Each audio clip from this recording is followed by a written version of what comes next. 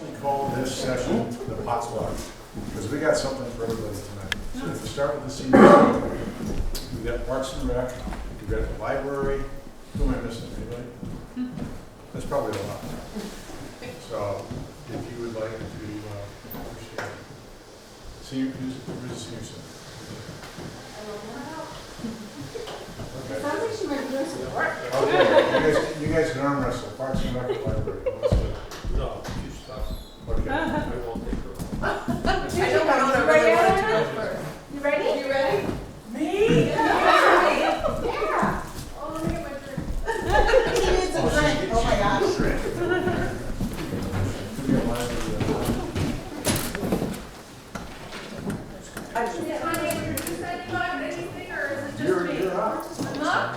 Hi, my name's Ilona Arndt. I'm the Director of Senior Affairs, and I need this laptop moved, please. My stuff's in here. Oh, Lord. I don't like giving presentations. I'm going to be really nervous. So be kind to me. I want all the participants to take one of these, please. I'm going to let you, yeah, that'd be awesome, thank you. Okay, and how many people are here that are not part of Leadership Londonderry? Like presenters over here, the cameraman over there, anybody else? Polly over here? Oh yeah, you. Okay, okay. Because I made more of these if you want that. Okay, let's see. I need a pen. Where did I put them? Oh, they're way over here. Comes with turkey and mashed For potatoes. housekeeping, we have a restroom on the right-hand side here in the hallway. There's several down this hallway. We have snacks and drinks and chips. Help yourself.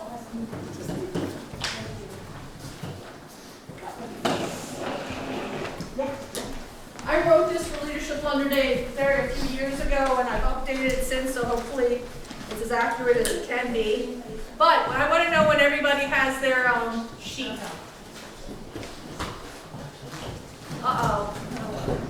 Because one of the things we do at the Senior Center that everybody counts on is having fun, okay? And I know these sessions can get pretty dry and boring. So we're going to do a little something first, and if you can stay in your chairs, don't worry about it. Has everybody got one? Okay, could you give one, Polly, to all these? I will do that. I will do that one too. Because we're going to have a little drawing. You see you have a coupon on there? We have very generous people who donate to the Senior Center. And today we received a turkey and a ham. Wow. So if you have this number, right, let me find it. This is how we operate around here, okay? 010-905. Come on. They have to be here, right? Is it a packet that hasn't been? Well, this is a new, brand new, I just did this for you guys, so. Is it a packet that hasn't been handed out? Somebody doesn't want to admit they won? Do you have extras? It might be. Oh, so maybe it's in there. All right, so, okay, well, they can't have it. Let's do it again. All right, how about, because I didn't know if there's going to be no shows, you know, that kind of stuff. 1010904. It's probably the same packet. Come on, guys. I'm trying to mix these up. Are you recording this part? Please edit it out. 100839. Okay, would you like a turkey or a ham? A ham. Okay, so the next person gets a turkey. You can pick it up on your way out, I'll give it to you. I don't think you want to carry it in your lap. Okay? Yeah. Are you upset because you haven't won? You all right? I'm fine. Okay, do I need to separate you? 906? Is that one of my, you have 906 over there? Nope. Oh my Lord, I thought this was going to go smoothly. Is this cutting into my 40 minutes? No. 837. That's me. Okay. I would like to donate it to something or someone who needs it. I'm gonna be out of town anyways for the holiday. You don't eat? Sorry. Should I pull another number? Sorry. I I just don't wanna waste it. That's okay. I'm sure you're a vegetarian. Okay, all right. Okay. 893? Let's see. Wait, did you already win one? Oh, no, it was you. Okay, good, we're good. Okay, you I two got see me after this whole shebang thing happens, okay? Thank you. You're welcome. Thank you. And that was donated by one of our members, which we'll talk about a little bit maybe. Okay. My name is Ilona Hart. I'm the Director of Senior Affairs for the town of Londonderry.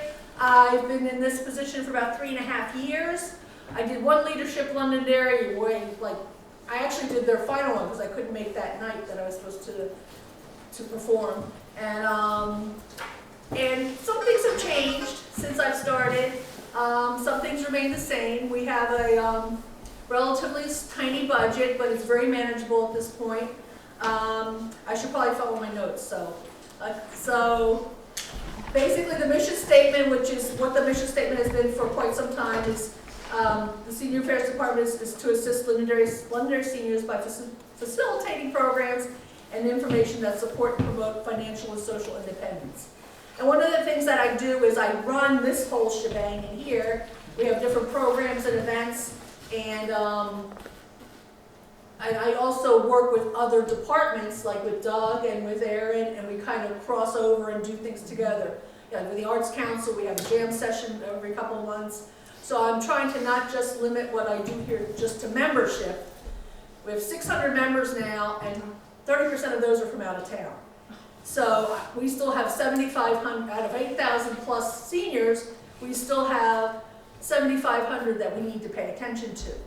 So I'm trying to expand that net by doing a few things with the community. I'm also trying to get a part-timer. Just if there's a warrant article, I want you to vote yes. And so that I can not leave the senior center, but leave some of the day-to-day administrative things to them so that I can work on the major problems facing seniors today, which is transportation, housing, and food insecurity. So, did I cover this on my notes? It's probably in here somewhere. So, the major services and responsibilities that we have here is to provide information and referrals to the seniors. I have a list of referrals of about 200 different businesses that service seniors in a different capacity. All of those people get involved to the get invited to the Senior Expo. Who's been to the Senior Expo? That was the name of our tour, right? That was the name of our tour. We did the Senior Expo. It's the Senior Expo. It's every fall. I work on it in conjunction with the Senior Resource Committee, for which I'm a liaison, and what we do is we try to educate the community onto what services are available for seniors. And not just seniors are invited, their families, so they know down the road what they can do to help their parents, friends, boyfriends, girlfriends, you know. Let's see, so I coordinate the senior center, so that's recreational, educational, and the social programs. Doug and I, and Art and I, we've all kind of talked about how some of that stuff can be married, and it's kind of tough because all your stuff is outside, all my stuff is inside. But Doug also, when he first started, he did a dance class here, and we're trying to do things, little things like that. This is not just, I'd like to look at it more as a senior community center, not just a membership location. I manage the budget for the senior program. The needs and interest database, I think that's a little redundant because we have the whole database of information of referrals. I ideally wanted to put it on the town webpage, but businesses change so much and contacts change so much. I also didn't want to be free marketing for some of these places. The nonprofits I can see yes, but the others not so much. Still working on that mentally. We have Meals on Wheels here. As a matter of fact, Meals on Wheels, Rockingham County, that's our county, right? Is out of Brentwood. I was working for them 6 years ago. I was laid off at 61. Hard to find a job with a lot of experience when you're 61 because ageism is real. As town employees have learned through we just had a harassment seminar over the last few weeks. And I really had a hard time getting back into the workforce, but I ended up with Meals on Wheels in, where was I, Derry. And then when COVID hit, we got so big, we had so many more requests for meals that the town of Londonderry, under Kevin at the time, allowed, I really don't know how that worked, because I wasn't involved then, allowed allowed a branch of Meals on Wheels to come to this kitchen. So this kitchen for 5 years, right when COVID started, has been serving over 100 meals out of this kitchen every day. Three drivers go and they drive around and they drop off the food, and some people actually eat here. Not a lot, but they do. So it's a very active program. So that kitchen, which is pretty much brand new 6 to 8 years ago, as is the rest of the building, is pretty much run by Meals on Wheels. But I have to kick them out like 8 times a year so that I can use it to do events in here for the seniors. Let's see what else.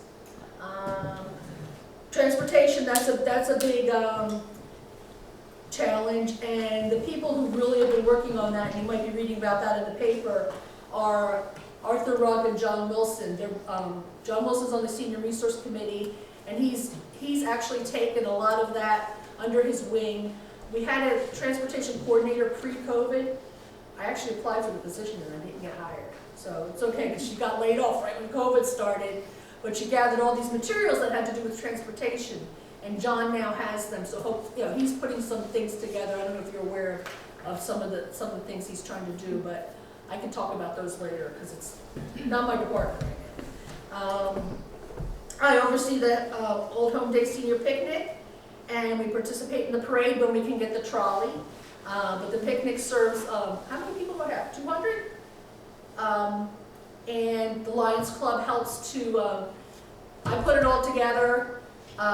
We take the list of names here. The Lions Club, we use the old, what's the Lions building called now? I'm sorry, I should know that. Morrison House? We still use that venue, that location for the picnic. I don't know what's going to happen this coming year because I know they're trying to put together a Old Home Day committee that's all volunteers instead of a combination of town employees. So what's happening there is yet to be determined. I also manage we have a Facebook page, Londonderry Senior Center, and I also provide info for the town website, which I'm not very good at. The town website is brand new. I was taught how to use it in some brief sessions, and I still need to update that. So the best information you're going to find is on Facebook right now, because anything that I have going on, I can put on right away, okay? But I really encourage you to visit that page. As far as the budget is concerned, this was the budget for 26. We're now preparing for 27. I can't give you a number for that, but I think it's around 124-ish thousand. We're still in budget sessions right now. But I have to say, most of that, a lot of that is my salary as a part-timer. And then I have a budget of about $13,000 a year for activities in here. But recently, because our Londonderry Senior Citizens Incorporated was a nonprofit that supported us for 17 years, they disbanded. They handled membership, and they took that membership money, $10 a head, and they used that for the greater good. They did activities here, craft fair, luncheons, dinners. They donate to community caregivers and a few other local organizations. But now they're no more, so the membership has fallen under my umbrella, and I've done a few things since then. For 2026, I've increased non-Londonderry residents membership to $25 instead of $10. Because I felt, and I was planning on doing this under Mike Malaguti, and things progressed, and now we have Sean, and both of them agreed that it was a good move. I think the seniors of Londonderry should have the advantage because they pay taxes. Whether they rent or own, they're still paying taxes to this town in some capacity. So I actually have that membership money now coming into my coffers, my budget, and I also have rentals, which we rent this location out some night. I have a steady Monday and Thursday karate class, which pays rent every quarter, and then we have about $12,000 that we collect in rental fees. We've also changed the rental fee structure recently. If you're a town employee, or in a town organization that's throwing something, it's like $150 to rent. I'm talking about weekend prices. If you're a town resident, it's $250. If you're a non-Londonderry resident, it's $400. Again, to give the advantage to the Londonderry community. And have any of you rented a facility for anything, a wedding, anything? It's outrageous, it's pretty high. The only caveat to this is that we cannot have alcohol. We don't have a permit for that, so sometimes those parties don't happen, which is okay with me, because I've seen some messes in here after. I collect we collect what do you call it? A refundable deposit, and doing this for 3.5 years, I've only kept it twice, so it's really not that bad. People do a good job. So one of the points I like to make is that 8,000 of our 27,000 residents are seniors. So we really, I feel we need to pay more attention to not just the members, but go further out there. Let's see, what else do I have here? I probably talked about this already. Membership, I told you how it's grown. It's grown from 420 over 600 in the last 3 years. Especially, and I'm not just going to say it's because of what I've done here. I also know that the pandemic has eased things up, so people are ready to go out and socialize again and do something outside of their home. I track membership through what's called My Senior Center. It's a database. If anybody's a member, they have a key card that they swipe here, and it helps me calculate what activity they're spending a lot of time with. If I need to cancel an activity, I'll tell you some of the activities that I plan here that are all health related or estate planning related, things like that, are not very well attended. They want to have fun. Okay, so that's one of the benefits of having the senior resource committee run the expo, because they're kind of this kind of stuff you don't want to talk about is kind of in your face. There's fun stuff there too, but it's a little bit mixture of everything. So Londonderry Senior Citizens Incorporated, which has now disbanded, was run by Bonnie Britvo. She was the president for, I think, like 7 years or more. She did the fundraising. I think I explained a lot of that already. The one thing which I'm trying to bring back is the first Saturday in November, she always had a craft fair. And I've had people walk in here going, when's your craft fair? And we do the fireman's luncheon, the Thanksgiving luncheon in November. The fire department comes here and we serve 100 people. We had that on the 8th. Between that, I can't manage that and the craft fair too. But it's possible. Is anybody here in the Women's Club? Oh, come on. That's okay. The Women's Club is actually going to do a craft day here in December for seniors, not just members, but seniors people over 55, and they're considering taking over that craft fair date to do it here, which is something I'd love for them to do.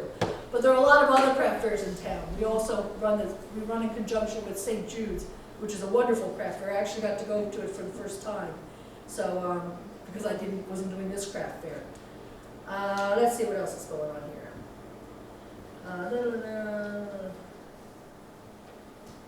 Senior Resource Committee, I talked about that a little bit. That meets once a month. It was formerly, the president was Jim Green. He passed away earlier this year. And we've kind of picked up our bootstraps and, are trying to move along. We actually have a lot of new members of the Senior Resource Committee. Where's Maura? Is she here? I know your mom's in it. Is she here today? No, she's not. Oh, she's not? Okay. Her mom's part of that, and she's participated quite nicely. They're also working on transportation and housing. We work with the File for Life. Does anybody know what the File for Life is? The fire department, it's a red thing you put on your refrigerator with a piece of paper with all your medical statistics on it. So if you have a medical emergency, the paramedics can come in and see that and see if they might need to deal with something extra. They gave those out at Old Home Day. Yeah, we give those out a lot. Yeah, we give them out a lot, different times. Yeah, I need to get, Phil Fisher, that's somebody else I knew. Phil LeBlanc to order some more. He always brings me a stack of them, and I have the senior stuff them. So, the history, I'm not really going to talk about it. You can read about it. Basically, this was arranged in the Londonderry, and we took over as a senior center just not that many years ago. We actually started in what was it called? I'm going to forget it again. The Morrison House. There were some senior groups that met there, and then two groups joined together and created Senior Center, started using this space, and then we had the Londonderry Senior Citizens Incorporated, plus whoever the director or manager of the Senior Center was over the years building this up. It used to just be this section right here. The whole back end is an addition. That was initiated and worked on with Kathy Blash, my predecessor. She also was responsible for helping the Sanborn apartments, helping those be built. I can't tell you specifically how because I don't understand all that stuff, but she did. So the different leadership along the years, Sarah Landry was before Kathy Blash. She actually moved on to the Pelham Senior Center as a director. I met with her several times down there. That's more of a community center. Has anybody ever been down there? It's a nice building. It's spread out. They have pickleball. They have a pergola outside. So jealous. But Pelham.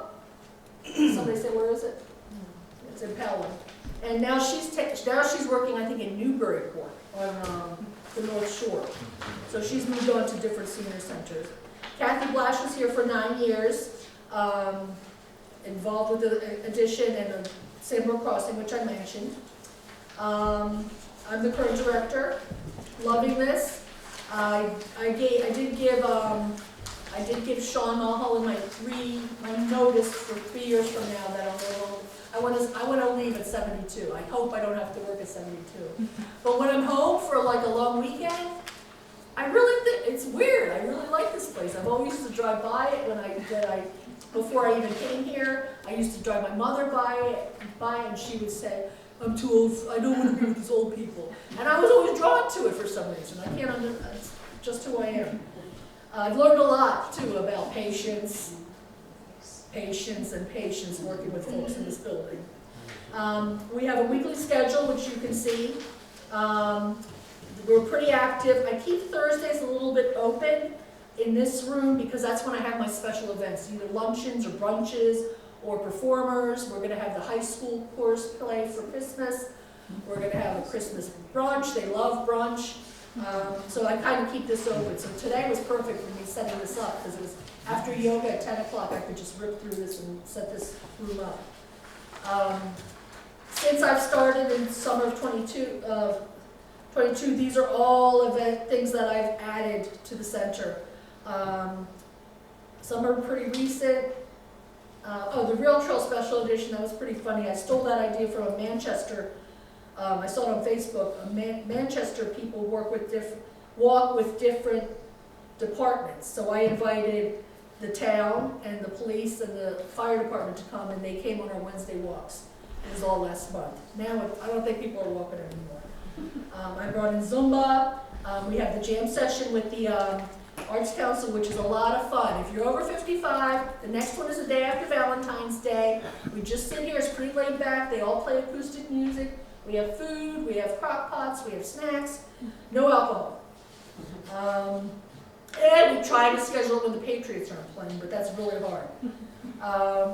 Let's see, what else? The Fireman's Luncheon. We just had a flu shot clinic with Hannaford, which was very nice. I've never done that before. I got this piano donated. I was looking for pianos. I had like 6 offers of pianos, and it cost me, the woman gave it to us. The mover, I got movers from $400 to $1,200. Of course, I took the $400 one, and she paid $200 of it. So that piano cost us $200. I wish more people would play it. We just had a tune for the first time in 2 years, and that was $120. Do any of you play piano? I don't.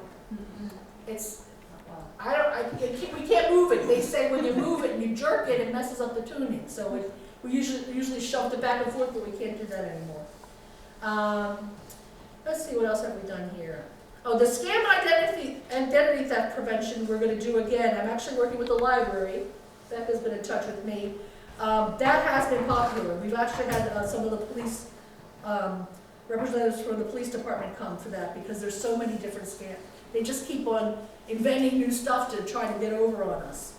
I also like to make this place available for things that the town is doing. So when during the Warren article and presentations like for pickleball and for, I can't remember now because I'm nervous. There were a lot of town things where there were votes on the line on the school board. We made this space available on a Thursday afternoon. The public could come in and listen. I tried to trunk or treat when we first met Don. Remember our first trunk or treat, Don? It was a little lame, but the people, it was fun, but once it got dark, nobody else showed up. It was a little sad, but I had probably 3 seniors having their own trunks, but then we had other people coming in too, so I think we had maybe a dozen in this front parking lot. So I tried different things. Sometimes they're good, sometimes they're not, and sometimes I have to do them again because people are begging for it. Okay, next page, newsletter. I publish a newsletter every 2 months. I used to do it every month, which is very tedious. I think, Erin, you do yours every month, so you probably have people do it for you, right? I have one person. Okay.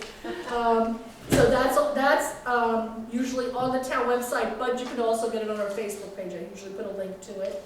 We used to mail these out. So imagine when we had 400 members, mailing 400 newsletters out once a month. Think of the postage, do the math. I won't do that anymore.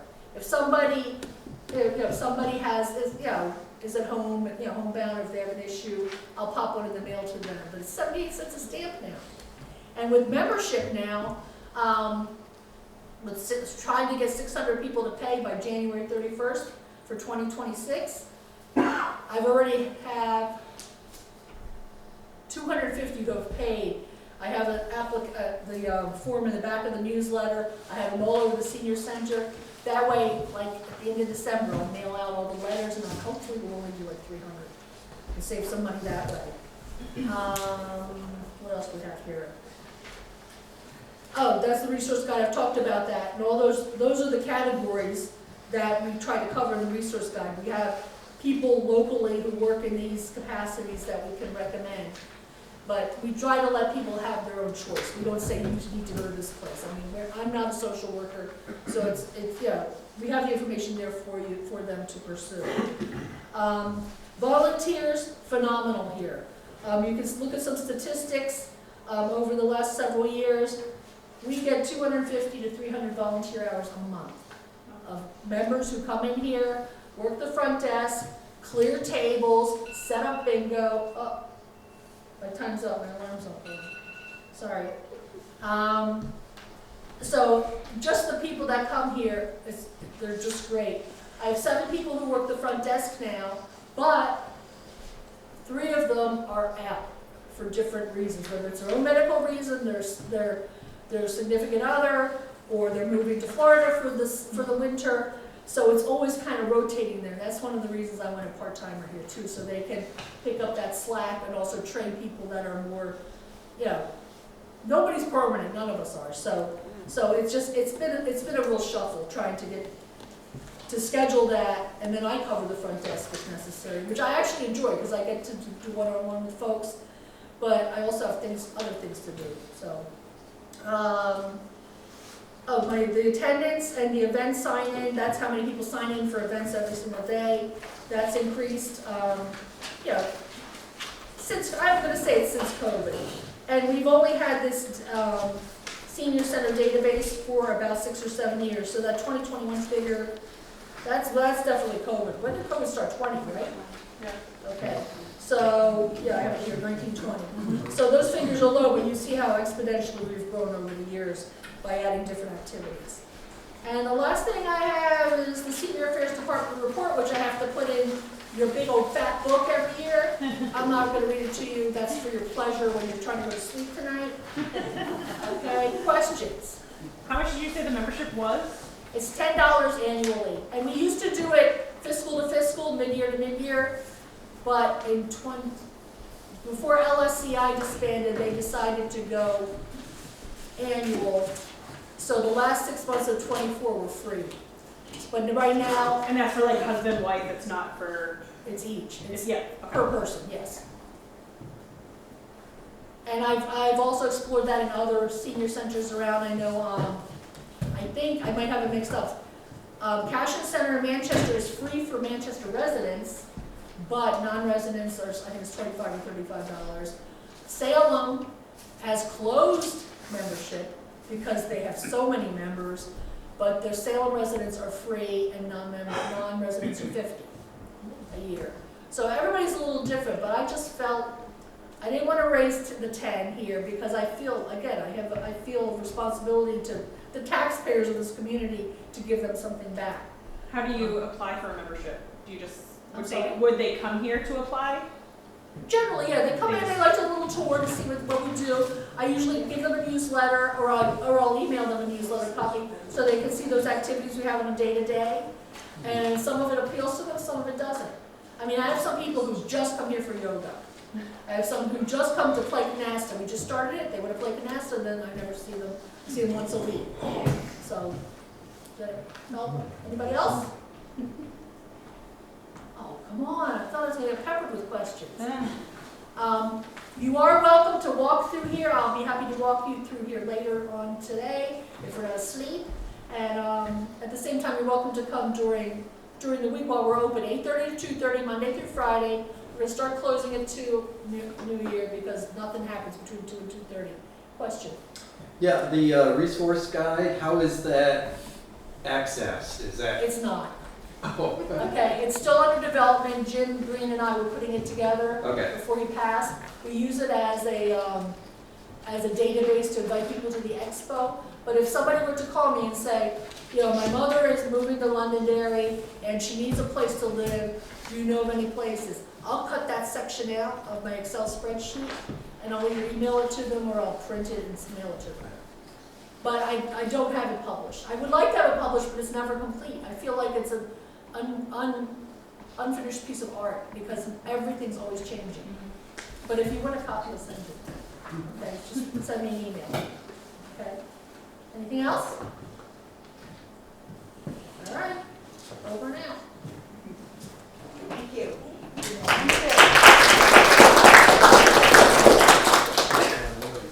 Who's next? Did you flip a coin or decide who wants to go? What? Oh, okay. Okay. I thought you really wanted to know.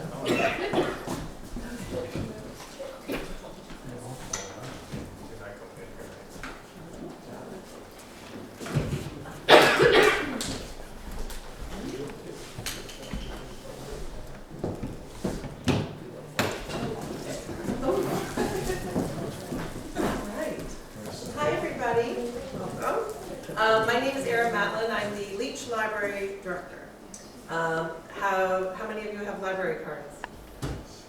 That's not enough. We need more people to have library cards. So I actually have been in libraries since 1992. I started as a library page in high school, and actually my twin sister is a librarian, and now my mom retired and is working at the library where she works now and where I started. So it kind of runs in the family a little bit. So I started as a library page, as I said, in high school, and I went to school with a degree in sociology, which I graduated, and I was going to be a high school guidance counselor, and I said, I don't want to go back to school for that. But then I ended up going back to school anyways to get my master's in library science. So I became a librarian. I've been a director for 11 years. I was a director previous to Leach, and I've been at Leach for 4 years. 4 years and a month or two. So I love my job. I recognize as I've gotten older that this is where I was meant to be. I love working with the community. I love doing outreach and inviting people into the library. The more I can help somebody, and that's why other departments in town or city are so important, because I can reach out to Leona or Doug and say, listen, this is a situation I have, and we all can talk and communicate to each other and help each other. So I think we're all in the mindset of, you know, that community resource, that community center, in a sense, that Leona had mentioned. So the Leach Library here, those are just some of the pictures. We are right across from the police station and town hall, so we're in that campus, people like to call it. That's a staff picture right there. We're holding a trophy where last year we won the very prestigious New Hampshire library card contest, where during a certain period, I think it was like a month, we had the most library card signups. And so we get to keep that trophy for a year. We were very proud, clearly. And that, the card catalog next to John the Appleseed there, is one of our newest additions, and that is called the seed catalog. So we have seeds that you can come in, take. If you have seeds of your own, we can certainly add them to the catalog, and then we also purchase seeds when we have the funding. So that's been very popular. In fact, I think it pretty much got wiped out when we first put it up. And the fact that it's in an old card catalog, which I won't go into that, but it really draws people's attention. So that's been a great addition. And the little guy down in the corner, that's Oscar. He is our library tortoise. He runs the show. He is a grumpy old man, but people love him. They come in to visit him, both adults and children alike, and he's been very popular. So we've had him for, it'll be 2 years in March, and he's fantastic. He goes for walks, he gets tubbies. We have a local daycare, when we first got him, actually started a garden based off of his diet and everything. So it was a fun learning experience for the kids.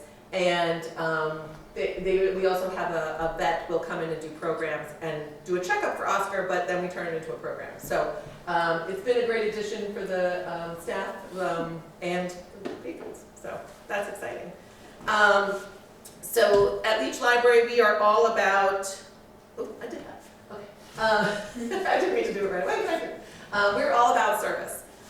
It is so important for us to be a safe, welcoming place for all of our patrons, not only just Leach, Londonderry patrons, but also any patrons outside of our community. We have joined GMILPS, which is the Greater Manchester Integrated Library System and Consortium System, and that allows you to, with your Leach Library card, and if you don't have one, you get one, you can use that card at Derry, Manchester, Hudson, 13 other libraries. So it basically, before we joined the consortium, which was it was a year in October, we were kind of on an island. Your card was only good with us. If you wanted to go to another library, you had to pay a out-of-town resident fee. Now you can use that card, and it basically grew our collection by 1.4 million items. So without too much of an impact to the taxpayer or our budget. If we were to purchase those items, it would be ridiculous and astronomical, and we'd need another 3, 4 floors, but we don't have to do that. You can just go there, and those items can be sent to us. We get delivery for our consortium 3 times a week, Monday, Wednesday, and Friday, and we also get state delivery Tuesday and Thursday. So we're constantly getting items from other libraries all over the state and within our consortium. So if there's a book that you want that's in Derry, you can either go pick it up, they can hold it for you and go pick it up, or you can have it sent to Londonderry, or if you work in Manchester, have it sent there, and then it's so very convenient. So it's a great resource, the consortium. I'm very proud that we were able to get that through with some fundraising and also some funding from our board of trustees. And I think our patrons absolutely love it. We've got a lot of compliments of the fact that we're part of it. They're very excited that they have access to those things without any additional cost to them. So that's one of our big kind of speaking points. But we also obviously have your regular books, audiobooks, all of that jazz. We have free Wi-Fi, we have study rooms, programs. I mentioned that we're part of GMILPS. We also have a talk box, which is kind of like a phone booth, if you think about it, but it has a table and chair. So if you want to take a phone call or do a Zoom meeting, you can do that. And it's pretty much soundproof. It's kind of cool. Every now and again, the teenagers like to see how many can fit in it. To remind them that that's not what that's for. But, you know, teenagers are teenagers. We also have quite a few museum passes. I think we're up to like 15 now, which you can use your library card to reserve and get savings at museums. Launchpad tablets are kind of mini iPads where they are preloaded with games. Kids love them. Well, we get mostly educational ones, obviously. It's a great tool for that. We do have some homeschool families. They use a lot of our materials of that nature for their own classrooms. We have video games, which is fantastic because they're very expensive. I have 2 children, 2 boys, I know. So video games are very expensive, so we are able to check those out. Notary services. We have 3 notaries on staff. I'm one of them. It is a free service. We do not charge, and it is very popular. We ask that you please call us and to make an appointment because hopefully someone will be there. But for example, tonight we only had 1 on staff, and then there are sometimes, depending on our schedule, we have nobody. I know the clerk's office does offer a notary service, but they're not always available. We have evening and weekend hours, so it makes it definitely an option for people. And we really stick it to very simple documents. Anything that's overly complicated, we try not to get involved in, but still very popular. We also have a bunch of online databases and some digital collections. So if you're a big commuter and you like to download books to your phone, or if you download to your tablet, those are the services that you can use: Libby, Hoopla, and Cloud Library. Cloud Library comes with our consortium fee. Hoopla we play on our own, and Libby is offered by the state. So some great resources there. And then we have our Library Things collection, which is huge, very popular, try before you buy kind of thing. We have snowshoes, which I know we don't have any snow, but eventually we will. And so that's a great thing that people can check out, and you don't have to buy them, you don't have to store them, and things like that. So a lot of great things in there. They become very popular. One of the popular items is lawn games. So we have a giant Connect 4 that I think Recreation has checked out, and it's great for barbecues, parties, and things like that, and there's no rental fee. And you just check it out, and you bring it home, and you bring it back. I used to check it out all the time when my kids were younger, and put it in the living room, and on the rainy days, just go ahead, guys, go nuts, and Where do you obtain those? at the library. So you Just just at the front desk? You can Yep, just go, and you can request it online, so you can reserve it. Unfortunately, you can't reserve it for a specific date, so if you were having a party, let's say in March, you can't reserve a specific date, but you can go on and reserve it, and then when it's ready, or if it's checked out, you'll be on the hold list. If it's ready, you can come by and pick it up. Yep. So those are the kind of like the highlights that I really wanted to mention about our, for the kind of services that we offer. So next one. Oh, we're down. So there are many ways to get involved at the library. You can get a library card. That is very helpful. We love that. We love that you use it, and there's many ways that you can use it, as I've mentioned before. So I definitely encourage you, if you live in town, come get a library card, and it's no cost to you, and it gives you quite a bit of access. So that's really important. One of the other important things you could do is join the Friends of the Leech Library. So they are quite a large group now. They've grown. They have meetings once a month. They have a membership fee, and I have applications here if you're interested. It's $10 a month, although they also take additional donations.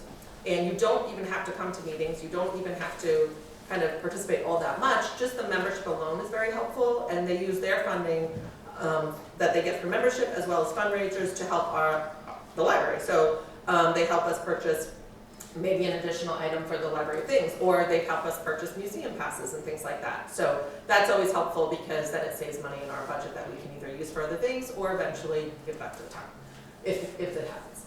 You can volunteer for the book sale, so we do have a volunteer program. We are working on kind of vamping that up. My head of circulation, Megan Donovan, does that. We're hoping to get it a little bit more organized. It's kind of a little, we do have it organized, but we want to be able to advertise it more and have more to be able to offer.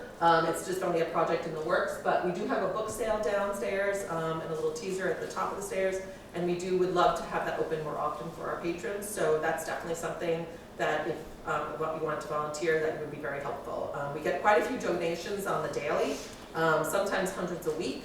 Not all of them are great, but we appreciate the donations. And those get sorted and looked at and reviewed, and then they go down to our book sale. That book sale money goes back to the trustees, and then that money gets used for the library. Eventually, any of those needs arise.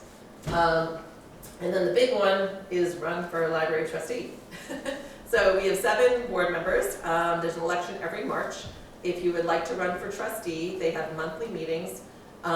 Recently, we've had more than once a month meetings, sometimes twice or 3 times, depending on what's going on. and what needs to be decided. This time is a very busy time, as Leona has mentioned, because it's budget season. So there's a lot of budgetary decisions to make, and so sometimes we have to have them more frequently. But we have 7 spots. There are 2 spots opening up for this coming election. I don't know if the members that are in those spots now will run again, but you can certainly throw your hat in the ring. And the trustees are very important. They're basically my boss. And they help manage the library over me. So they help with budget decisions, they have to vote and make decisions regarding policy, hiring, and things of that nature. So I bring a lot of information to them, and then they decide as a board how to move forward with whatever those decisions are. If there's repairs, large repairs, those are things that I bring to them. If there's a big event happening, obviously they know about it and things like that. So that's very important.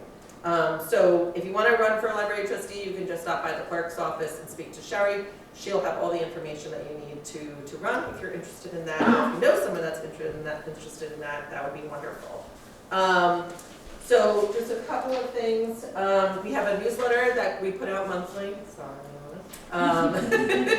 And it also has a calendar, so if you want to sign up, I have a QR code that you can scan, easily sign up. That tells you all of our events that are happening, children's, adult, and teen programming that's happening. So I encourage you to do that, just to be aware of what's happening at the library. And then something new that we just recently added, literally last Thursday, but officially launched on Monday, was we now have a food pantry downstairs. So this is something that I advocated for to my board, knowing that the SNAP program was on pause. And so we have a food pantry set up downstairs. It's accessible by both stairs and elevator. We have a ton of donations. The community has been so amazing, right from like in the last week. We're overwhelmed. So if you know someone that needs assistance, please send them to our library. Like I said, we're open more hours. We're open on weekends, so it's certainly accessible, sometimes more than the other food pantries that are available to the community. So, and if you'd like to donate, you can certainly bring them into the library. We have a giant soup can that Megan kind of created that you can put them in. And yeah, so any questions or comments, concerns? I got some questions. Oh. Well, how often is your book sale? Is it constant? So the book sale room is open 3 times,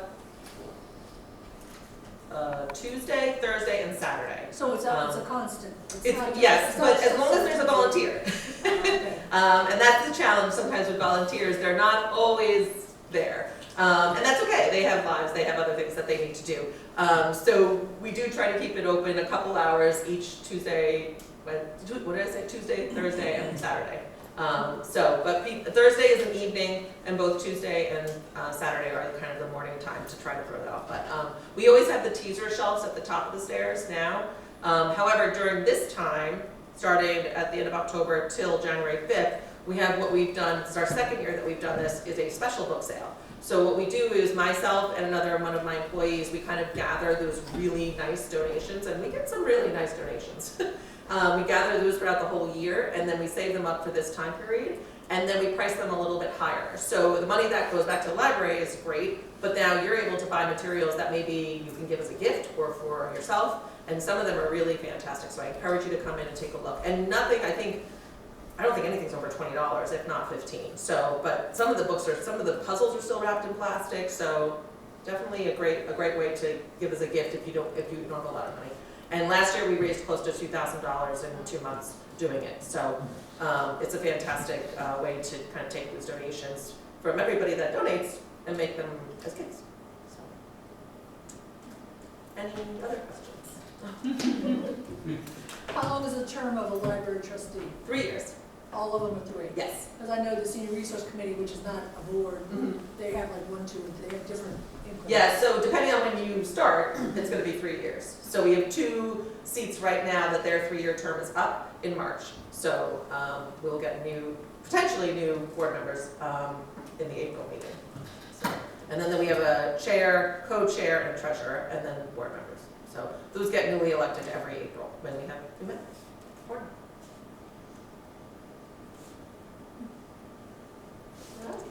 That's pretty good. Thank you.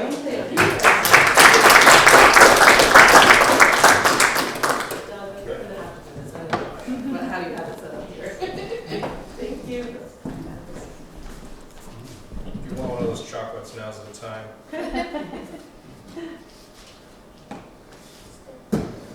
And if anybody wants copies of my presentation or library brochure or friends applications, I've got them, so if you want to stop by, we can.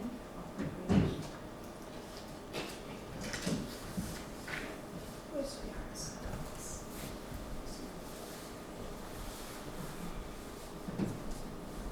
Let's see.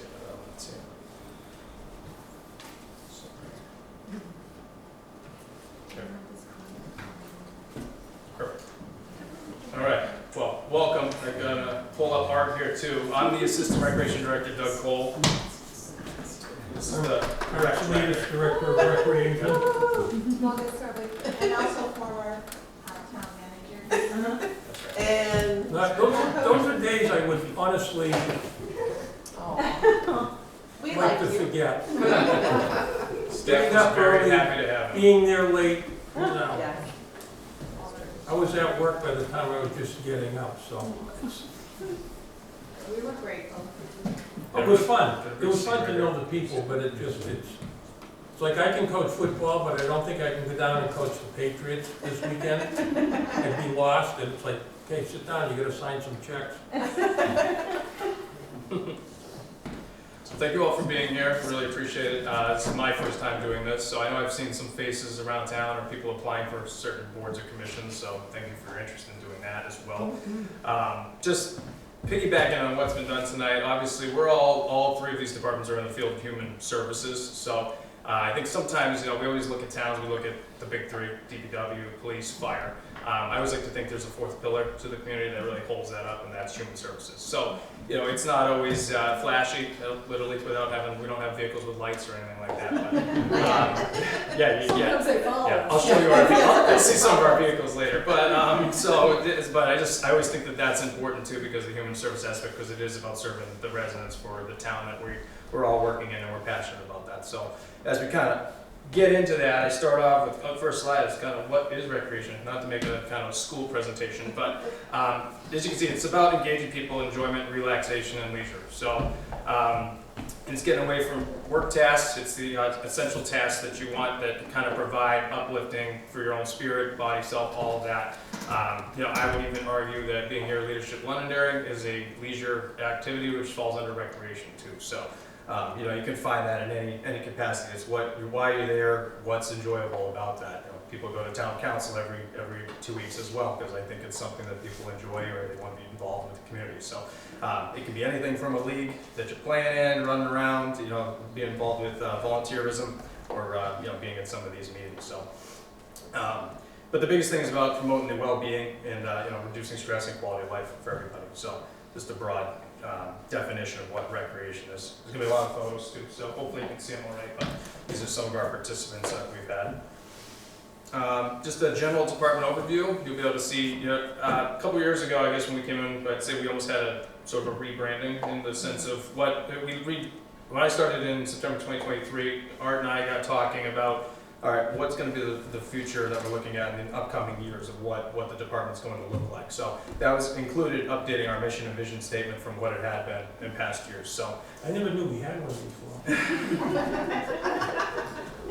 I'm a little better on the computer sometimes, so I was able to get in there and change some stuff around. So a lot of it, Art's been great. He kind of gives me a blessing to how's this look, and Art's been wonderful with that. So, but yeah, so as you can see, it's similar to what the definition of recreation is in our mission statement. It's about providing and supporting quality programs here in town and the facilities through offering safe and engaging opportunities to enhance overall health and the well-being for residents of all ages.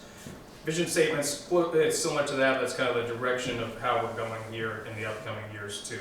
I know currently with Sean Mulholland in, we have a new strategic plan kind of going in place. We've got all sorts of new direction that we're looking at short term, and then 5-10 years out as well. So there's a lot. As I think Art and I have said, we're kind of in a maintenance phase right now, and hopefully eventually we'll start upgrading what it is we have. But we got some stuff has been either underfunded or understaffed or hasn't been able to get done or completed in recent years.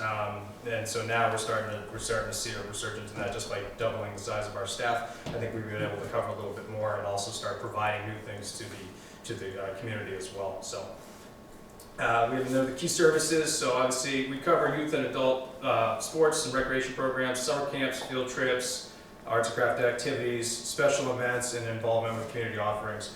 Aaron Alonable said, there's times where there's a lot of crossover too with what our department does and what they're generously able to allow us to do too. I know Alona said we had dance class here. I was not the dance instructor. So. Did that at my wedding, and that was enough. So. And then so we'll get into some more of this, but the facility management, you'll see what we oversee in terms of facility space. You have ball fields, the parks, various courts, skate park. We do oversee the town common and town forest, so things that happen there. So anytime people are looking to reserve those spaces, they go through our department as well. That's new all in the last couple of years as well. So, and feel free to stop me at any time. If not, I'll just keep going. So this is staffing. So staffing personnel is kind of our composition of what it looks like here. As you can see, we've got a part-time rec director, Art, part-time assistant rec director, myself, and then we've got seasonal staff, which are all part-time in a sense because they're not working.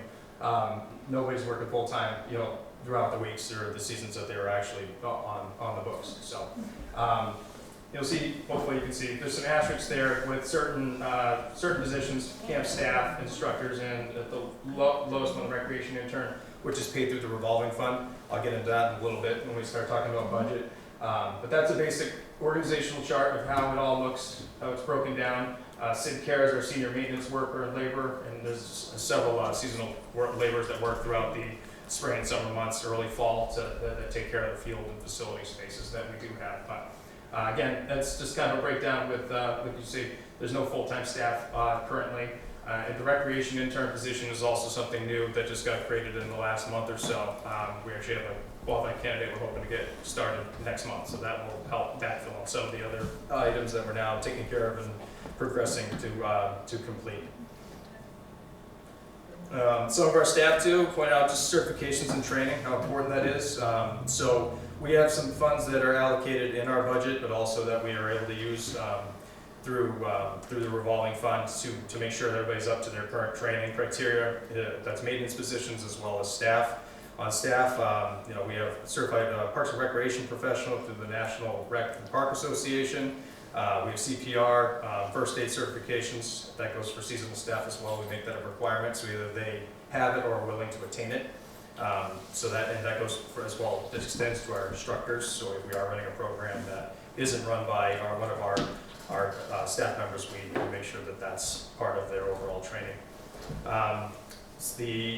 The state of New Hampshire pesticide license and supervisory test, that's important for our field, making sure that, you can interrupt me if I'm wrong, but make sure that the proper amount of fertilizer and pesticides, everything is put down, it's all up to code and where it's supposed to be, so that obviously nobody's getting sick, we're not having any issues and putting ourselves at a liability or a risk. Seasonal staffing, we have that as well, so I had mentioned that. So something we've done, we implemented this year was putting together a summer staff manual, which included several days of training for our summer staff, and that's for our camp staff that's overseeing the two camps that we do run. But that goes over town policies, human resources policies, and just as well as what we're trying to do and accomplish as a department. So it's falling online, making sure everybody's heading in the same direction and we're all on the same page going throughout. And that continues, with younger staff, we continue doing updates and evaluations as the summer days go on as well. I had mentioned about CPR and first aid, and then we also work with them to put together, we work with police, fire, as well as staff about putting together emergency action plans. That's, again, a lot of this is focused for when we have our bigger groups, which are our camps, and then making sure everybody's on the same page and knowing what they need to be doing. You'll see in there too, we're going to start doing Alice drill training too, probably beginning this year, so we'll work with the police department just because that's something, schools are doing it, but I think it's important, it puts mind at ease for the parents and guardians that are dropping off their kids to be with our staff members. We also work with our Recreation Commission, so there's a number of members here, they all are here with their term dates. So that's, that varies. I think we have a couple that are coming up now, but it's usually 3-year terms as well. I think they're all 3-year terms. Well, they were mixed in, I'm not sure what they are. Yeah, they're alternating. We've had some people leave, so we've had some new members put in as well. We meet once a month. That's the second Monday of every month, and we usually update them with what's going on with the department. They provide feedback too from maybe a community point of view or things that they're seeing on the facility side.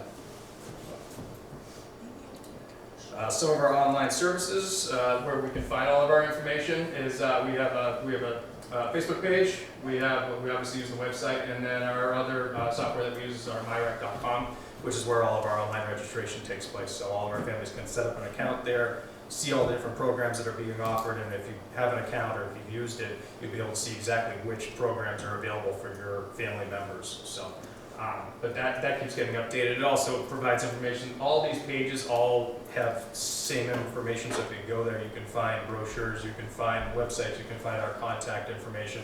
So it's just making sure it's available, so depending on where you go, you're able to find it.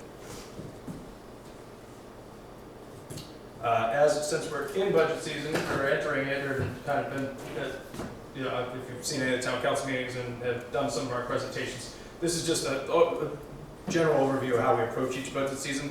So it's always about balancing our essential staffing services, our infrastructure, and trying to make sure we meet community needs effectively. I mentioned our strategic objectives and the idea of well-being. So our budget's always, when we're doing these things, it's how do we get to meet those goals, that mission, vision, what opportunities are here in town, and how do we make that happen. And then how do we get those, the idea of what the town needs are, aside from maybe what we perceive it to be. We use surveys, we'll do community program feedback after every time we do evaluations. Obviously, town manager and town council will provide suggestions as well. So we try to always make sure we're taking as much information as possible, things we hear, and try to make sure, is it going to work? And then we prioritize for the things that are obviously that are maybe not being met more so than, sometimes we love to try ideas too. It doesn't mean it always works. Sometimes we offer things we think it's going to be flashier. There's going to be a large number of people that sign up and then they don't. A lot of times it's people that actually wanted it and don't even sign up, so that's always kind of an interesting, it's a little confusing. You tell them and then it didn't work for them. So, but we like to try it. It doesn't hurt to ever try. And some things we come back to too. I think sometimes you offer a program and then it doesn't work 1 year, 2 years later, it might be perfect for the community. So this is budget-wise. So this is our general fund. So you can see, just kind of put the numbers in there with a general breakdown of what it is. Most of it is made up by part-time and seasonal staffing. The rest of it, I believe, as of this past year, we're just shy of 100,000. That's for actual operating, for field equipment, maintenance, training, all the other, the lesser percentages that are there.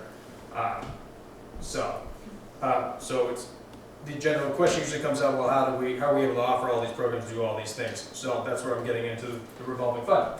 So the revolving fund, it's separate than the general fund. It's not made up of taxpayer dollars. This is all money that is generated through the revenue of the programs that or events that we offer and run.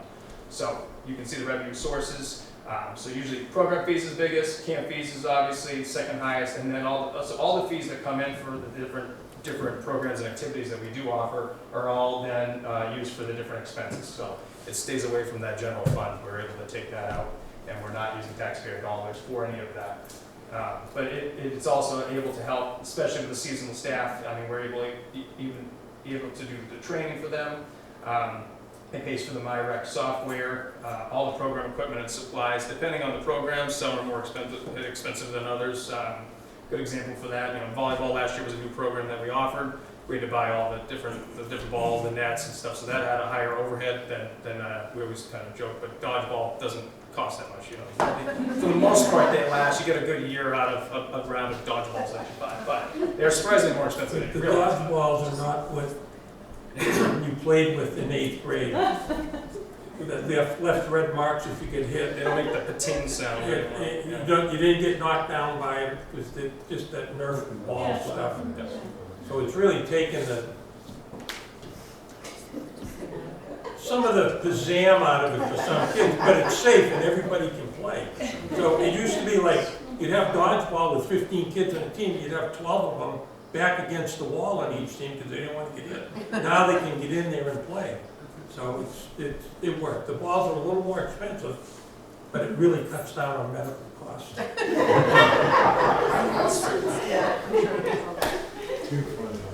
And then the best part, I went up and the parents, like the last night, the parents were playing the kids. So like, I'm thinking, this is just gonna be like, let the kid hit you. I'm like, no. Mothers were getting up there, they were chucking it like it was the World Series last night. Yeah, that's the Parents First Kids, that's the final wrap-up of every session. I do warn the kids the week prior to behave. So, Because the reason it is, after that, the kids don't wanna go back for a couple of days. Because Dad was whopping them pretty good. the parents can't either because they're too sore, but that's part of it as well. We tried adult dodgeball and they, I think one night's enough usually, so. But, so, number-wise for the revolving fund, you can see starting balance when it was put in place, there was $1,000 in there. So through the programs that we've offered in the last, just 2 years alone, and this is only to June 30th, so the end of last fiscal year, we were up around almost $53,000 in that fund. So what's great about generating that revenue and getting it higher is the purpose of that is to eventually have all of our seasonal staff be self-sustained. Because summer staff for the camp still was part of the general fund up until this recent budget cycle. So now that's going to be pulled out and it's going to be, we're going to be utilizing the revolving fund to pay for those staffing positions, which allows us to do staff increases for summer camp staff, as well as expand the number of camp staffers that we have to make sure we're within the correct ratios. At the state level too. So you'll see some of the numbers from this year that came in through camp revenue is actually deferred to the next year, so we're going to be able to use that coming up. So that number is going to be higher, but it allows again for the recreation intern position. It's going to allow for additional staffing and increased pay. So we are excited the direction that's going, but it's also as we get there, you'll see why, because the numbers have been spiking in recent years too. And then you can see, I put in there about the rest of the impacts on the general fund. So programs and events. So like I mentioned, most of it is covered, or almost actually all of it now is covered through the revolving fund. The one part of the slide I would definitely point out is the growth in participation, if you can see it. So in the last 2 years, we've seen almost a 333% increase. So I know it sounds like a crazy number, but you can kind of see in the graph how it's jumping up. And this year, at the end of October, we were up 29%. I think with some stuff that we've offered now to the end of the year with participation numbers, we're going to be probably in the third, up another, probably a total of 32, 33% this year as well. And just for context, in 2023, of the 390 participants, 273 actually were registered in the summer playground program. So this year, we had to cap it at 400. So. But we also changed that program where it used to be a morning and an afternoon program. Now we have a full day option as well. So the number throughout the day stays consistently higher, but we're able to hire more staff as well at the same time. So, Is that for the summer? Yes. So, for the summer playground program, yeah. So this is just the general programs that we run in general. So for the department, this year we have 36. We've offered 36 youth programs, 13 adult. 3 special events, so this is all those numbers kind of combined in there. What I did make note that the graph doesn't show like how many people we actually have on our summer field trip. We have a Voyager camp for ages 11 to 15, and so they go on 18 and 19 trips every single summer. So those numbers increased as well. I don't put those into the actual numbers because there were 92 kids total in that camp, but they went, in total, I think for the 18 trips we had, a total of 540 participants across all of those this year, so, which is double what it was a year ago. So again, we had to cap that because staffing concerns is one of those things. If we have the staff, we can expand it a little bit more. If we have the resources to do it, we try to best to make sure we're accommodating those things. Oh. You said the summer program's capped at 400. How many applications do you get? I think we had 36 on the wait list. So originally I think we had capped it at 360. We got a few additional staff members we hired, so we opened it up for an additional 40, and then we had to stop after that, so we had 36. But none of the applications, everybody that applied in time, they were in. Right. But there will be people that come in later. So that's it's hard, we can't really account for that, we'll be wasting money.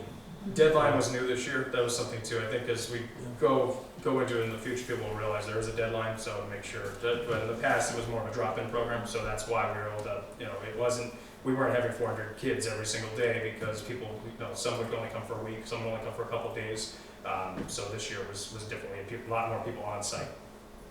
I have a big concern with that because I was one of those moms waiting for midnight to be able to apply for this program. Can you remind me how much it was for like the fee? Yeah, it was $250 for one child. $250.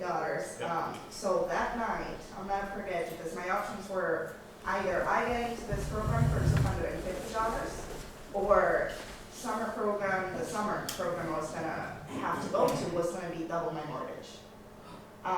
And talking to our parents, just so you're aware, there's a group that is literally waiting to sign up for this because we are not going to be able to afford childcare next week. So that's what I'm looking at this numbers and you're saying that it's capped at 400 when I know in this group there's close to like 4,000 moms and it was like a big topic. The post was deleted already. Okay. But I'm just concerned that it's not going to be enough. Like, what does it take to be able to expand and open it up? Like, facility space is one thing. We're beholden to what we use for the schools. So the schools we use South School, South Elementary. We've used Matthew Thornton. There's only so much capacity that we have in there, and again, staying within safe ratios with staffing. In years past, we've probably been beyond what that ratio should have been. Now we're trying to, you want to be between 8 to 1, 12 to 1 is kind of the span. So we try to hire staff on that and we base our numbers on that. And then we can go a little bit above because we know if it's 400 or say, I think our capacity this year was probably at 360, but not 360 weren't showing up every day. So we could have that wiggle room of the additional 40. So it's just something we have to keep in mind. If we had a bigger space and an area to do that, we could accommodate more, but unfortunately that's. This year was the first year we did this, okay? So we didn't know what we were gonna get into. So we kinda know what we're gonna get into now a little bit more because kids used to have to go home at noon, from noon to 1. So that would you couldn't have used us. So with what Doug's done with the revolving fund and all of the planning that he's done, as long as we can fit them into the school, we can't take, I think South School has 400 kids registered for the fall. And we have 400 in rec. So, and we got like 3 classrooms, maybe 4 if we had to, and then 2 gyms. And they got the whole building, so it's part of it. Now, if somebody comes along and says to us, we'll build you a wonderful facility, we'll take everybody. I mean, we'll get enough people, but we're limited because of our facilities. And even the idea of splitting up between 2 schools again, you need the staffing to do it, and is the school going to allow that? Because a lot of times that's when they're doing all their repairs and maintenance. Even South School had a lot of painting that had to be done this past summer, so we were sharing space at the same time as trying to offer something. Taking a really long route to get to the classroom because of the painting. Who's the bulk of your staff? Typically educators in the community? Who's the bulk of the staff? So it's a mix. We had, our site director last year, she worked in education. She's worked in education for 30 years. The reason I got her, she used to be at the high school, and then she went up to Concord High School where she lived, and she was good, so I got her to work the summer, and she was used to it, so. We had another teacher, 4 or 5 year teacher, did a lot of college kids who were going into, nice if they're going into education or recreation, that type of stuff, so. When we do interviews, we want experience. We take broad experience because you can get a 16-year-old. This might be their first job too. But then part of it, when you're doing those interviews, you're just making sure there's some sort of background and passion for what it is they're going to be doing. for the summer. As you get into college, you are going to get educators, we get nursing students, we get other rec majors, people that are invested in it for a purpose and seeing if this is a direction that they want to go. So that's always, it's great when you see those applicants, but it doesn't deter others that might apply, because we have some parents that have kids in the program that are actually some of our counselors as well. So, and they've been fantastic. So we had a really great staff this You year. don't have a problem staffing it typically? This year we didn't. No, this year we had, I think 18 total on staff between our 2 camps, which was, the year before I think we had 8 or 9. Yes, So- Doug is great at poaching people that he knows from other programs. Way back, if I go back 20 years of doing it, or 30 years, whatever, it was easy. I got a lot of great kids from the high school. And it was a great summer job for them. Then we had a couple of years where it was touch and go, because kids could go make $20 an hour pouring coffee at Dunkin's, and we really can't compete with that. But it's come back, it's kind of swung around now. But the woman that just, was it 25 years? 25 years she was with us in summer rec. And she said to me, well, I'm going to be 60. I think it's time I have a summer off. So. Any other questions? Feel free to interrupt if you think of it. Just so I mentioned our MyRec system. This is kind of what the homepage looks like. So it's got different, what's going on, how do we can serve you. You can find out about facility space as well. So all of our programs that go into the system, this right now is the only way you can click on recreation space to actually see who's using what. So it's this facility schedule. We are working to have a new link on our website that's going to be a little bit easier, and it'll make it a little more streamlined to be able to see. People are, I want to have a party here at the town common. It's, you won't even have to contact me originally. If you go there, you'll be able to click on it and see when are things reserved. This system's not quite adapt to do that, but it does provide at least the information. I know it's kind of tough to see, but it's got a program tab that'll have everything from special events to programs for adults, youth programs, things going on in the community. And then, like I said, it's got general information as well as contact, but that all kind of circles back to what we have on our website as well as our Facebook page. You can find all that information everywhere. So sometimes we promote a special event. Right now, you can see in February we've got the teddy bear clinic that'll be coming up. I'll talk about special events in a bit, but that'll be the 3rd year we're doing that too. So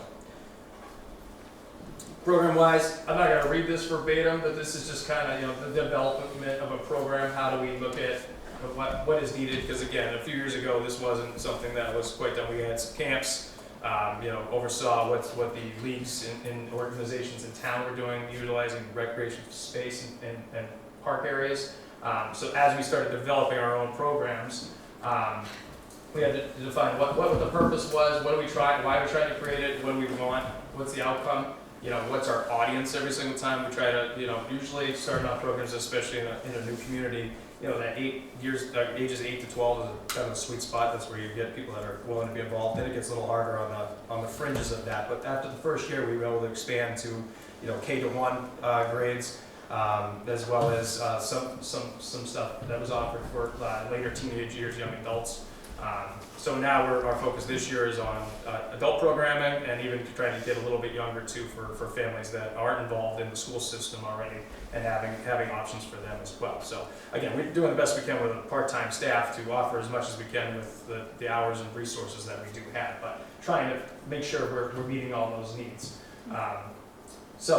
Again, and we look at program structure. What's it going to be? Is it going to be sports related? Is it going to be arts and craft related? We do the camps. We do the field trips. So it's trying to see what's really important is making sure we're not crossing over. Like I said, everybody's in human services here that's here tonight, but there's niche markets too. Like what Alona does with the senior population. Can they participate in our programs? Of course. Usually they're probably going to go through senior programming. Aaron's got a number of programs that are great for younger families and everything that they're offering, and they have a facility in which to do it. So we're all just trying to work together to make sure that that there's not much crossover, but everything is covered at the same time. That's what's really important here in town, and trying to make sure nothing's slipping through the cracks at that time. So again, you're doing it with limited staffing, sometimes limited resources, but based on the numbers, we're very we're encouraged to see that things are definitely going up, and people are clearly clamoring for what it is that's being provided, and I'm sure that's the same for all of our departments. Just Can you expand. address some of the volunteer opportunities? Sorry?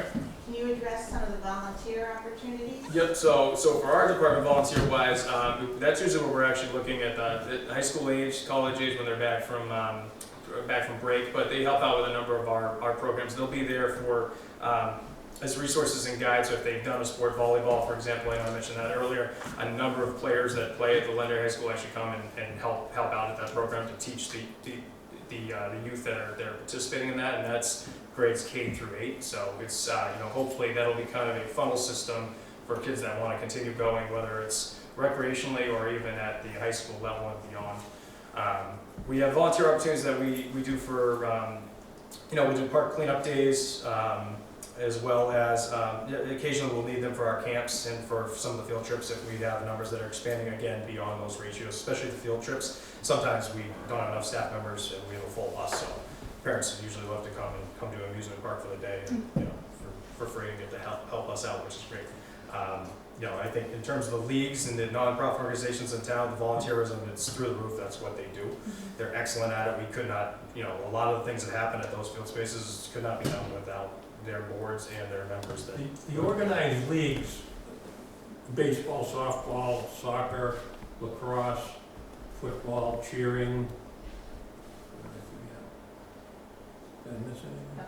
They're all done, wrestling, they were all done by volunteers, and they are all separate organizations unto themselves. And it's unbelievable how many hours those people put in. I'm just talking to somebody today, Mike Campo, who was with, he's been with softball group, and I'm talking to somebody today, and they said, every time I'm up here, Mike Campbell's up here. Does he have a home that he goes to?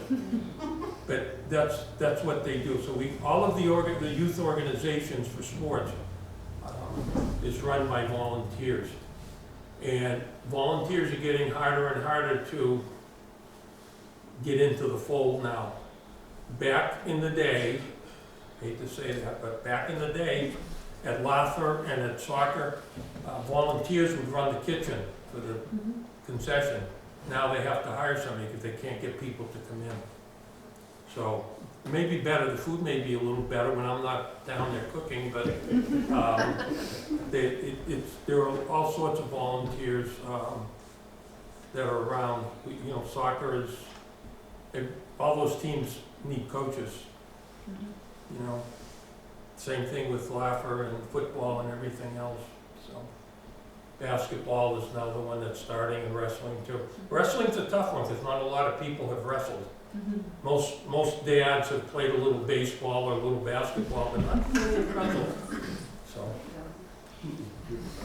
I think there's an idea too with volunteerism.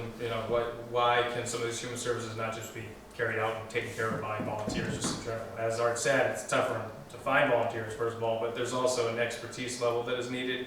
I know we could, we're not going to say no to volunteers. We love when volunteers want to come and help out at different things, but I think with the focus that is needed, the amount of time, energy, and effort that has to go into developing, whether it is the programs or senior direction, things happening at the library, all these different items that are going on in the town for, again, about creating the well-being here in town.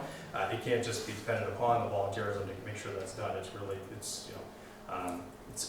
I think, not to toot the horn, but the dedicated staff here in town really cares about what it is we're doing, and it's about the Londonderry residents at the end of the day. So, again, just kind of wrapping up with programming. I'm going to get into marketing here a bit too, but so we implement the program, and the big thing at the end of every single program is we try to evaluate it. So try to get feedback again through surveys. We love word of mouth is huge. I mean that's we can. I usually have separate folders.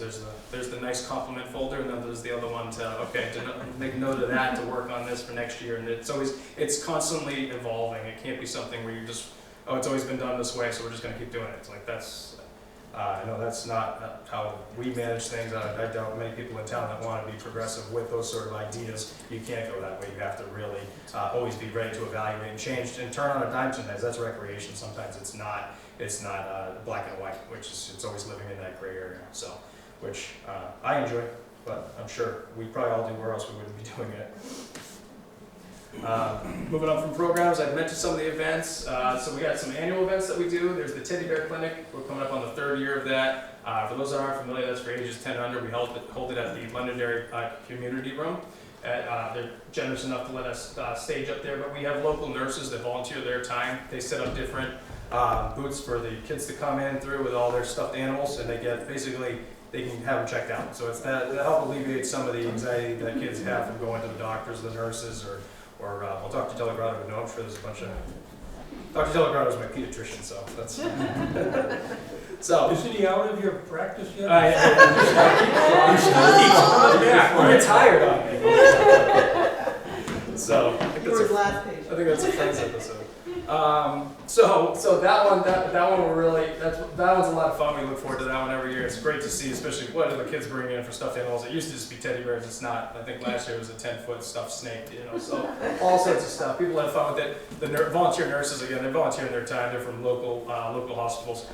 They have a great time with it. They bring all sorts of stickers and equipment, and the kids get to do the checkup as well. And they leave with all sorts of bandages. My kids go; they still have bandages on their animals from a year ago. So.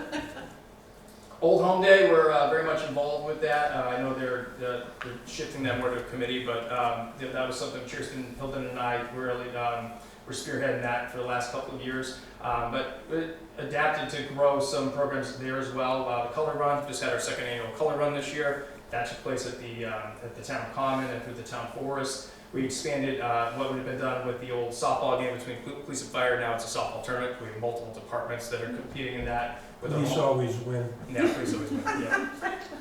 But we added a home run derby, and there's ideas to how do we continue to adapt that too.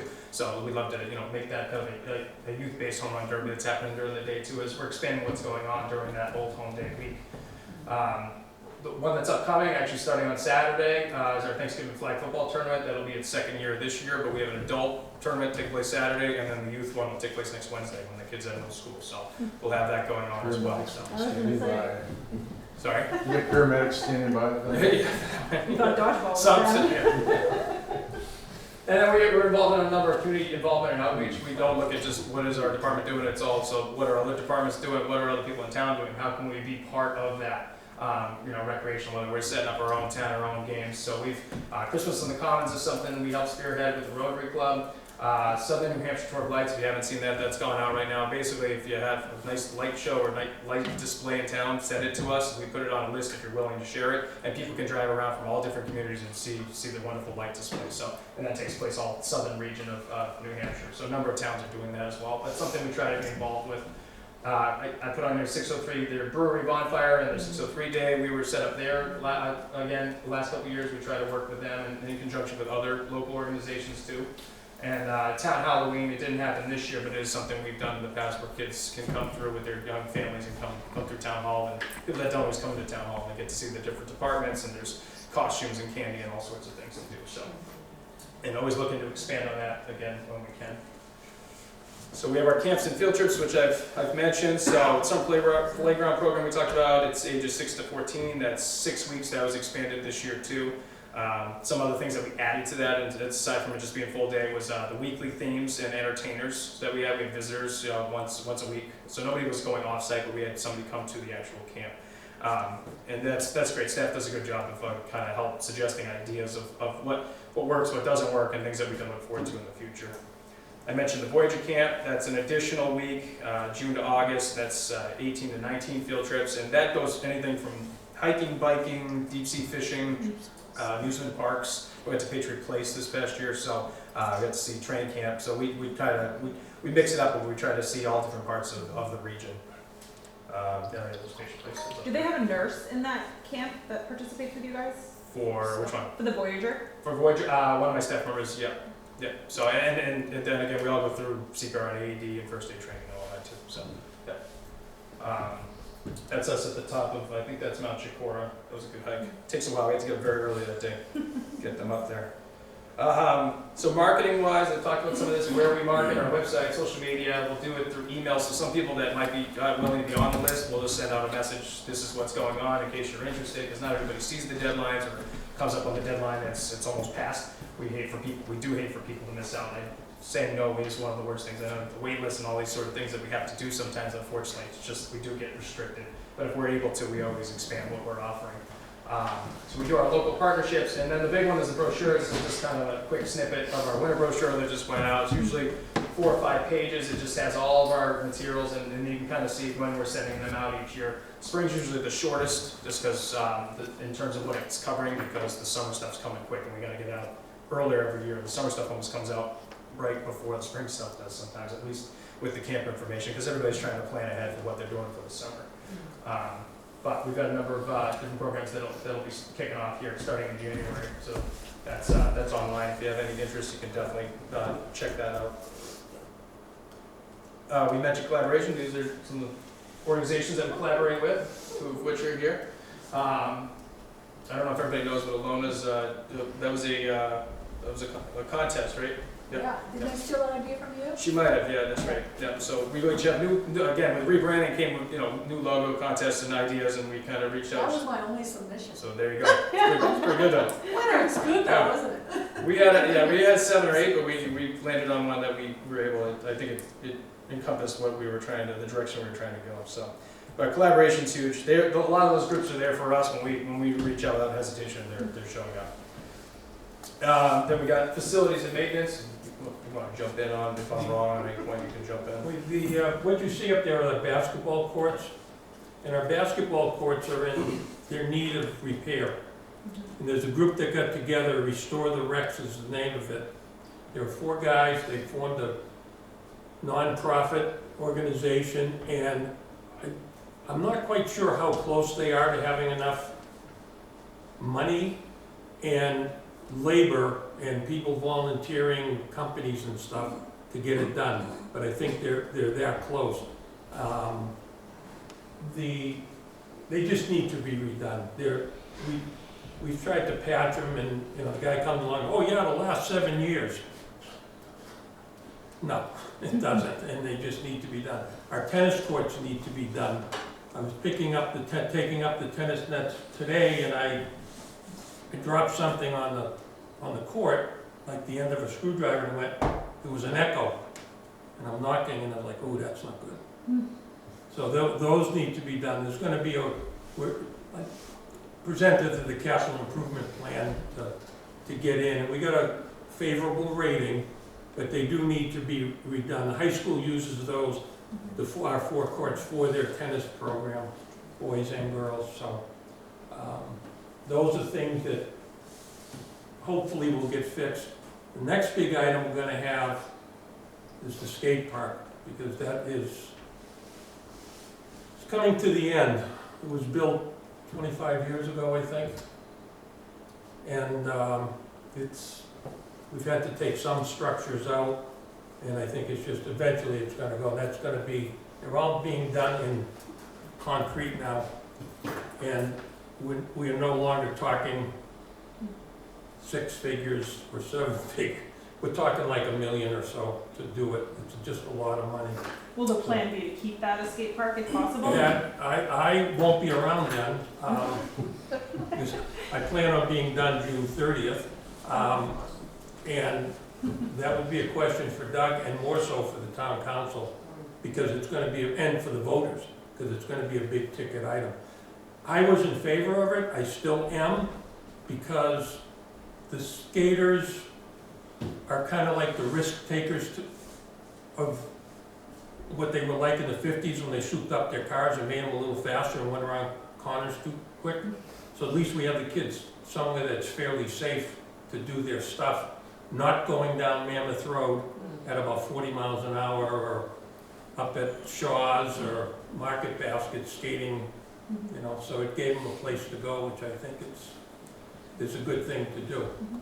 So, but those are our big structures that are going to need some work. And the Restore the Rex group just formed. Yeah. They just formed. They want to restore, and they got a big plan. We sat down with them, and they're absolutely wonderful, wonderful group of Are they people. on Facebook? Yes. I don't know. Yes, They are. You need to find them. I went to play there myself, and I was like, never mind. So, Yeah. I was talking with the person that I went and he's like, he's not from the area. So he was asking what he could do, because he's contractor, and I'm like, you can donate your services. I had somebody complaining to me about 3 years ago that the rims were too stiff, okay? And he went through this whole thing, and I said, I thought the object of basketball was to get it through the middle and not bounce it off the side. He wasn't real happy. Those rims have been up since 1975. So they've been up there 50 years and they haven't bent, but they were like the super strong things. But they don't have the touch of, I don't know. Put it in the middle, it'll go in. It don't hit the rim. So, but there are some things that are gonna be coming up that'll need work. So. And to your point with that group two, they have started meeting together. We're going to start benchmarking probably next month. So start figuring out what the plan's going to be. Eventually, they will also present in front of town council. So at that time, it'll be, project kind of start date, hopeful end date, what's ready to go, and I'm sure any assistance that could be given is going to be welcomed.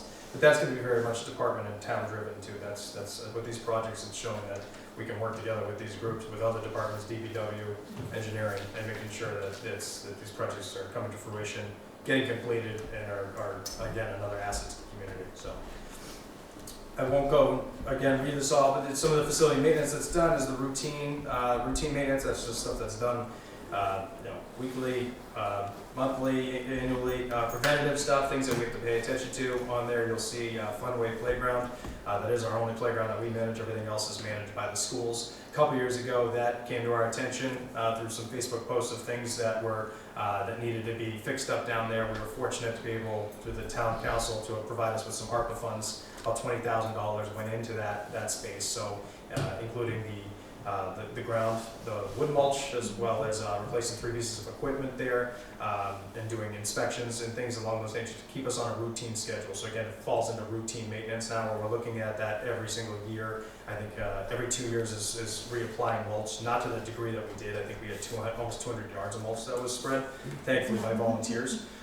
Because we didn't have the staff and equipment to do that. This year, if we do, when we do that, it'll be about 60 yards, so a little bit less, but it's a top coat just to make it safer, because it does get compacted after multiple years of use.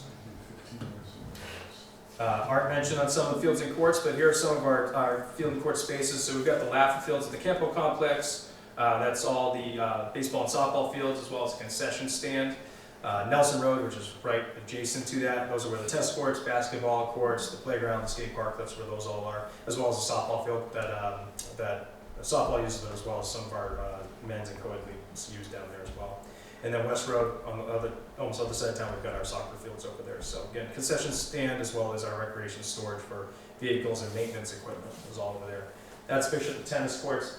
I know it looks better on here than probably up there, but you can see it's there's a lot of standing water, cracks, things that happen just for old facility space, but the frost heaves and stuff like that. And like Art said, there's some dead spots, quite a few dead spots, I should say. The nets are new though; those are all new nets. So, and that's just an overhead. That's just the 2 facility complexes. I'm sorry, it's a little small, but so we've got Lava and Nelson Road on the my upper right, and then West Road's at the lower left there. There's some pictures of the playground. You'll actually see the 3 pieces of equipment that were replaced, the rocker as well as the 2 climbing apparatus for the different playground structures that are there, as well as some new and additional signage that was put on there as well. So, but we try to keep that as part of our routine maintenance. So some of our equipment. There's Art and Sid. There's Sid, who's been taking care of all sorts of. He's our senior laborer. Does everything, but he helps maintain a lot of our equipment. So we've got our gator, we've got multiple mowers, spreaders. That's our truck. I won't zoom in on there, just show some of the rust spots, but that's a different story. Luckily, it won't have to get inspected again. Right. It's really liable. Somebody is ready to kick down the truck. But the interesting story of Sid, when we first got West Road, we had 4 fields. First year, and I just told this to the town council, it was about $60,000 to cut the grass. That's what we paid. So Sid came to me one day, he says, I think I got it figured out, we can do it cheaper. How so, Sid? Well, if you give me a couple extra hours, few extra hours a week, and we buy one mower, and the mower's gonna cost, we have the picture of it, it was like about $8,000 then. And we paid him a little bit extra, and we've been cutting the grass since. And I think Sid has probably saved us, I can't even guess how many, $50,000 times 20 or so, I don't know. It's an incredible amount of money. So we have the mowers. The mowers have increased in value. So, but we take good care of this stuff. We have one, I think that's our diesel mower that is, was one of the first ones we bought, and it's like 20 years old. And it still goes. Stuff's breaking, wires are rotting out, but it's still, the engine's good, it mows, and it's our spare now, so. I just want to mention some of the town organizations and leagues that we work with. I'm sure many are familiar with them, the youth athletic leagues here in town. I did put the logo for Londonderry Restore the Rex Foundation, so if you do look it up on Facebook, it'll look like that. But just want to make mention because they're obviously going forward into 2026. They're going to be a big part of our facility maintenance and upgrades that we're going to be doing as well. So, but you can see the spaces that they all utilize, and in top of the backfill what staffing hours and number of staff that we have. A lot of these organizations, as we mentioned, through volunteerism, they're helping with that field space as well as best they can. So we appreciate what it is they do. Did put in some recent department achievements. We've mentioned some of these events, but actually at the state level, we were recognized for 2 awards this past year. One was for the Color Run back in 2024. That's kind of what the one with the photo was. And then there's a special event award, which isn't giving out annually, but we actually got it for the Teddy Bear Clinic. So that's one, again, we're proud to continue offering that, but to also be recognized at the state level was pretty wonderful this year. And then we have a picture of Martin, that's Dawn, who you're speaking about, who gave 25 years of service with the summer camp on her last day. So all smiles still, which is a good thing. And then we always put in some goals and opportunities that we like to look at. This past year at the Old Home Day Color Run, we actually created a scholarship in honor of Londonderry resident Liliana Cothran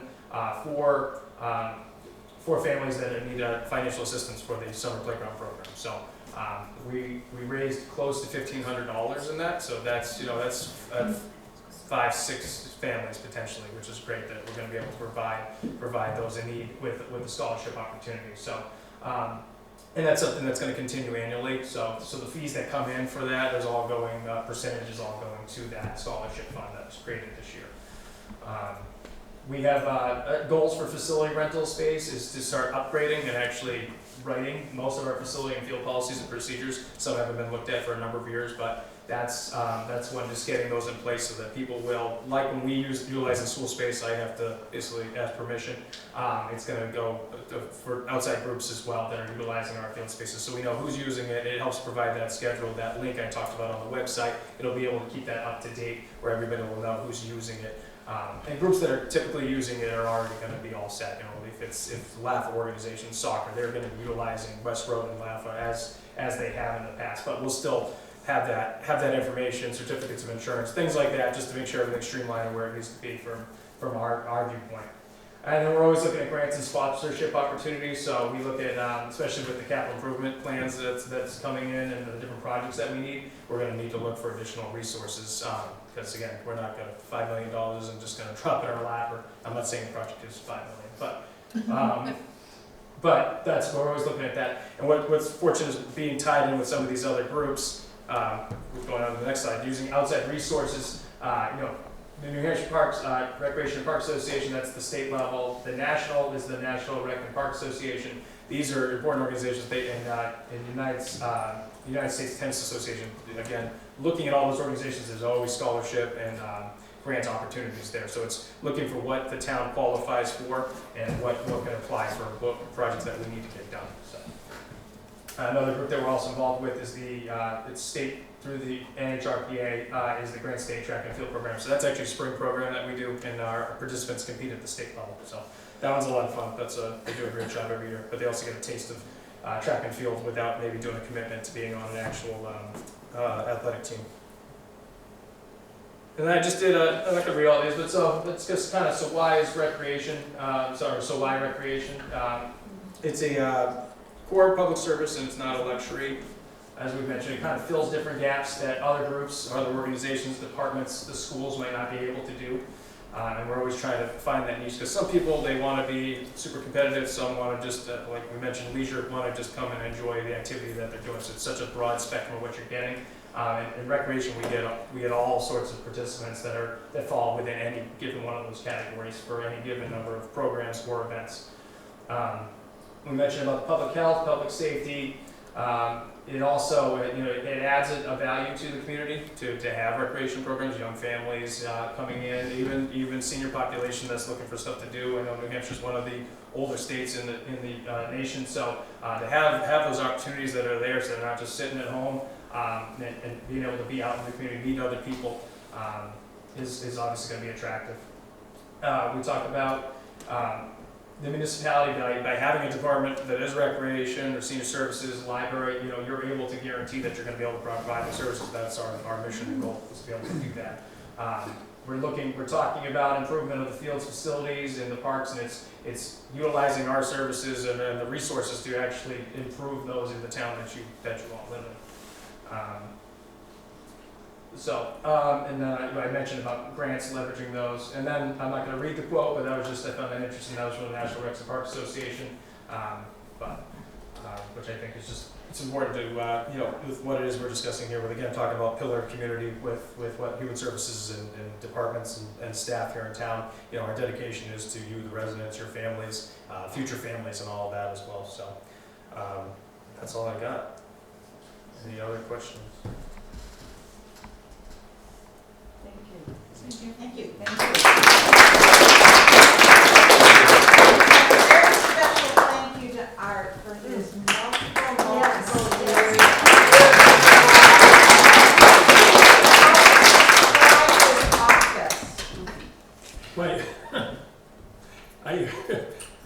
My office was in my living room, and when my youngest grandson was like 3 or 4, I had this old teacher desk that was, I don't know like that. It was an old oak one. It was beautiful. I thought it was great. And the chair was a little wobbly, but I was okay with it. And so he's like toddling around or whatever, and the thing like kind of tipped. And my daughter said, "He's going to kill himself. You got to get rid of that thing." So the chair went, and then my wife said, "Well, maybe you could like move your office downstairs." I've never had a town office. It's always been out of my house, which is fine. It's just kind of what I did. And it's to me, it's just paying back. Muhammad Ali said, and I'll use the quote again, "Service to others is what we pay to live on this earth." So I think if everybody could do that, like being a doctor, I don't understand why anybody would go into medicine owing $500,000 when they get out to work 16 hours a day, but thank God for people like you that do that and keep us healthy, So it's been a pleasure, but at 77, I've been working since I was 13.